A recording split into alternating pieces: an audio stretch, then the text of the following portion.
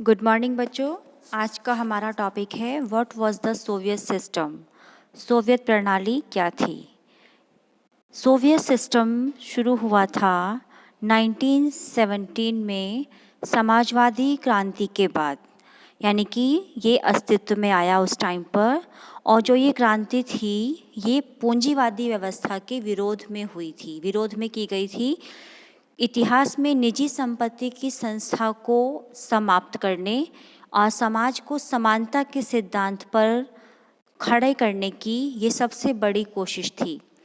तो इस तरीके से जो सोवियत राजनीतिक प्रणाली थी वो कम्युनिस्ट पार्टी की थी, यानी कि सोवियत संघ पर कम्युनिस्ट पार्टी ने लगभग 70 सालों तक शासन किया है।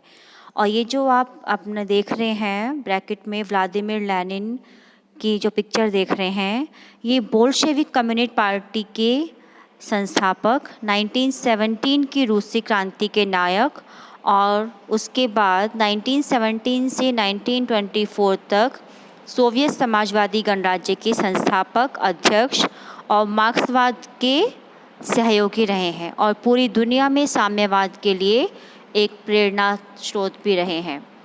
सोवियत संघ जो था उस पर 70 सालों तक शासन किया पार्टी ने, और उसके बाद दूसरे विश्व युद्ध के बाद सोवियत संघ महाशक्ति के रूप में उभर कर आया।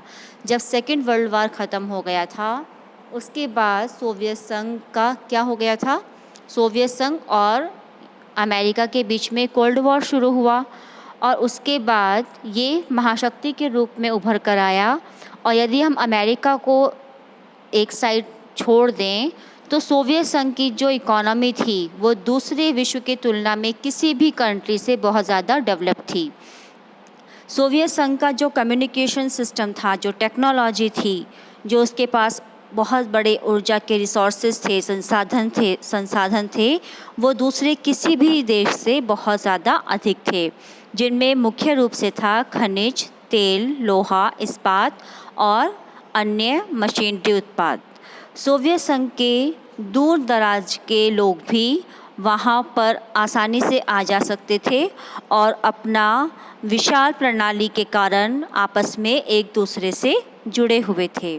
सोवियत संघ का जो घरेलू उत्पाद था वो भी बहुत ज़्यादा उन्नत था, बहुत ज़्यादा उद्योग जो था बहुत ज़्यादा डेवलप था।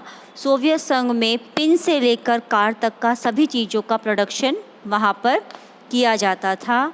और उसके बाद सोवियत संघ जो है वो अपने उद्योग में बनने वाली वस्तुओं की गुणवत्ता, यानी कि उनकी जो क्वालिटी है उसका भी बहुत ख़ास ख्याल रखता था। सोवियत संघ की जनता को किसी चीज़ की कोई कमी नहीं थी और सोवियत संघ की जो गवर्नमेंट थी, जो सरकार थी, वो इस बात का ध्यान रखती थी कि वहाँ के लोगों को, मतलब उनकी प्रजा को किस तरह की कोई दिक्कत ना हो और जो नॉर्मल चीज़ें हैं जैसे एजुकेशन है, खाने पीने का सामान है, जो उनके बच्चों की देखभाल है, वो उनको बहुत कम दामों पर बहुत आसानी से प्राप्त कराई जा सके। तो इस तरीके से जो सोवियत संघ है वहाँ का बहुत अच्छा प्रशासन था और बहुत ज़्यादा गवर्नमेंट का अच्छा कार्य था। उसके बाद सोवियत संघ में लगभग 15 गणराज्यों को आपस में मिलकर इसको बनाया गया था, यानी कि सोवियत संघ जो था उसमें लगभग 15 गणराज्य मिले हुए थे। लेकिन पार्टी ने जनता की इस इच्छा को हर तरीके से अपनाने से इनकार कर दिया था। लेकिन सोवियत संघ के नक्शे में जो रूस है वो उन जो 15 गणराज्य हैं उनमें से एक है, लेकिन जो सोवियत संघ है वो इतना पावरफुल था कि सभी मामलों में उसका बहुत ज़्यादा इंटरफेयर था और इस तरीके से दूसरे क्षेत्रों की जो जनता थी वो अपने आप को थोड़ा सा कम महसूस करने लगी थी। हथियारों की होड़ बढ़ने लगी और धीरे धीरे सोवियत संघ ने अमेरिका को टक्कर देना शुरू कर दिया। इससे उसकी बहुत भारी कीमत चुकानी पड़ी, क्योंकि दूसरे से कंपैरिजन के चक्कर में सोवियत संघ थोड़ा सा अपने आप में ही पिछड़ गया और उसको लगभग 1979 में उसने अफ़गानिस्तान में भी इंटरफेयर किया। और इससे क्या हुआ कि लोगों का पारिश्रमिक तो बढ़ा, लेकिन उत्पादकता और टेक्नोलॉजी के मामले में वो अमेरिका से थोड़ा सा पीछे छूट गया। तो इस तरीके से उपभोक्ता और वस्तु की कमी हो गई और 1970 के दशक के अंतिम वर्षों में जो ये सिस्टम था सोवियत संघ का, ये व्यवस्था थोड़ी सी लड़खड़ा गई और अब लगभग थोड़ी सी ठहर ही गई। Thank you.